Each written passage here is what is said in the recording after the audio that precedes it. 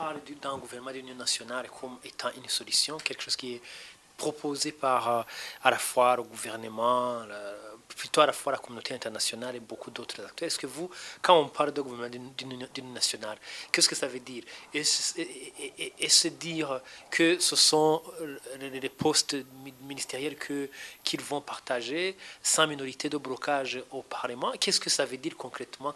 Vous, quand on parle de gouvernement d'union nationale, qu'est-ce que vous entendez par là?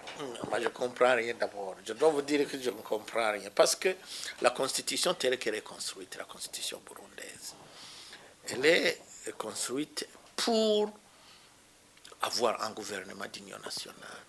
C'est-à-dire un gouvernement représentatif des Burundais, parce que celui qui a 5%, il a droit à un ministre.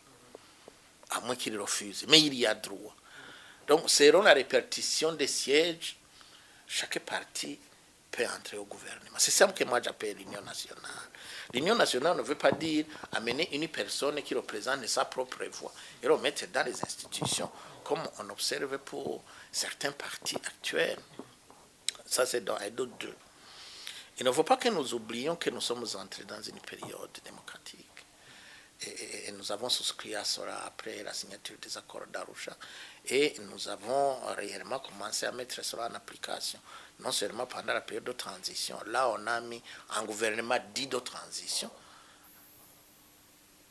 Ce n'était pas un gouvernement d'union nationale, c'était un gouvernement de transition. Puis après, nous avons mis en place des institutions issues des élections. Comme je vous l'ai dit, qui consacre un gouvernement d'union nationale dans les termes constitutionnels que je vous ai indiqués.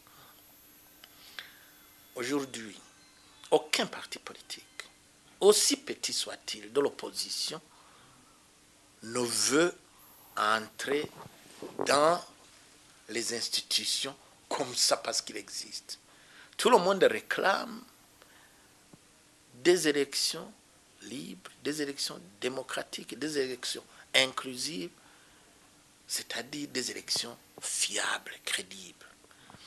Mais également, tout le monde est conscient qu'il n'aura pas les voix qu'il espère. Ils savent bien qu'il y en a qui auront plus et d'autres qui auront moins, et d'autres qui n'en auront pas du tout. Mais ils préfèrent qu'il y ait des institutions issues des élections, disons, aux résultats incontestés. Et c'est cela qui construit, parce que ceux qui iront dans les institutions, ce sont déjà réellement représentatifs d'une bonne partie de la position. Si le CNDD veut qu'il obtienne 80%, mais que cela ne soit pas contesté par ses confrères des autres partis politiques. Et cela ne peut se faire qu'en organisant les élections ensemble, en adoptant un calendrier bien connu. Nous savons les 5 ans, etc. Aujourd'hui, on pourrait prolonger un peu. Et c'est cela qui pourrait construire le Burundi de demain. Sinon, nous revenons dans une situation beaucoup plus en arrière que pendant la période de transition. Alors, plutôt que de commencer ce tripotage, moi j'appelle ça du tripotage, autant qu'on laisse les institutions de 2010 continuer, que nous prenions notre temps pour nous mettre d'accord sur l'environnement propice aux élections, sa mise en place, qui demande à calmer les Imbonerakure et leur désarmement, qui demande le retour de nos compatriotes, qui demande, et là nous insistons, la liberté des médias, le fonctionnement des médias, parce qu'aujourd'hui nous vivons dans un Burundi qui vit dans un bunker où on ne connaît pas les informations, qui demande une révision de la Commission électorale nationale indépendante, qui aujourd'hui, très évidemment, n'a aucune capacité de décision, où nous pourrions organiser effectivement ces élections librement et tranquillement. Il y a bien d'autres sujets à traiter, mais en gros c'est ça. Alors, une fois tout cela mis en place avec le concours de la communauté internationale, nous élaborons un calendrier. Si cela nous prend 3 mois, 6 mois, mais qu'on les prenne. Et puis qu'on passe aux élections et que viennent les personnes ou les partis qui réellement méritent de représenter ou représentent réellement la population dans les institutions. C'est ça que nous avons voulu. Et c'est cela qui va stabiliser. Sinon, un gouvernement dit d'union nationale qui va être en fourre-tout, d'ailleurs, vous aurez très difficile à élaborer les critères de ceux qui viendront au gouvernement. Je crois que c'est mettre le Burundi dans une certaine instabilité également.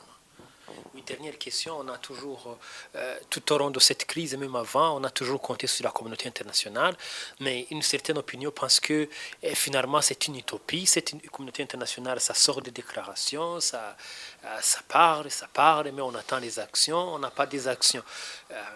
On attend le dialogue, ça fait bientôt 1 mois que le dialogue, même plus que le dialogue est presque suspendu, aucun mot de la part du médiateur. On a comme l'impression que cette communauté internationale, finalement, ou bien il n'y a pas de volonté, ou bien elle n'a pas une capacité de faire pression sur le gouvernement. Moi, je ne pense pas que la communauté internationale n'a pas de capacité. Elle a bien des capacités. Ils ont fait des interventions dans des pays hautement plus armés que le Burundi. Regardez l'Asie, l'Afrique du Nord, etc., dans quelques coins de l'Afrique, ils interviennent. Mais seulement ils interviennent quand ils y ont des intérêts. Peut-être que le Burundi n'est pas très intéressant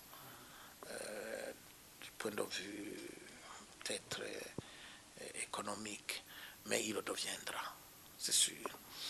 2, je ne crois pas que la communauté internationale n'a rien fait. Elle a essayé de faire quelque chose, mais elle peut faire mieux. Elle peut faire mieux parce que après le coup d'État de Buyoya, par exemple, je sais que la communauté internationale a fait beaucoup de pression et devant le refus du président Buyoya d'aller négocier, elle a même imposé des sanctions contre le Burundi. Elle a décrété un embargo contre le Burundi.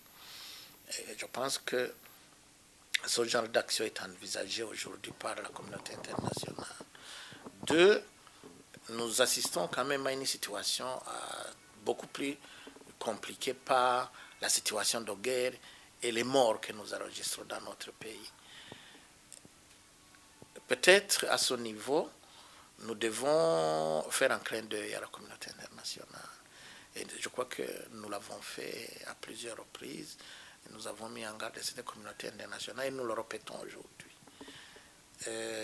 Tous les gens qui sont en train de mourir devant une situation bien connue par la sous-région, devant une situation bien connue par la communauté internationale, si elle devait s'amplifier demain et compliquer davantage la vie du Burundi, elle sera certes sous le dos du pouvoir en place, mais également sur le dos de la négligence de la communauté internationale qui ne vient pas au secours d'un pays comme le Burundi qui est dans une situation que tout le monde connaît.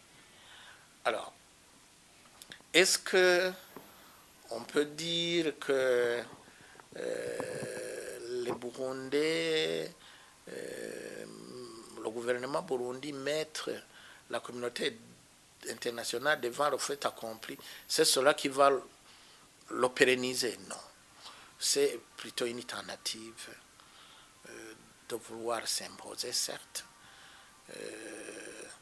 ce qu'on appelle communément en Kirundi Kusamba.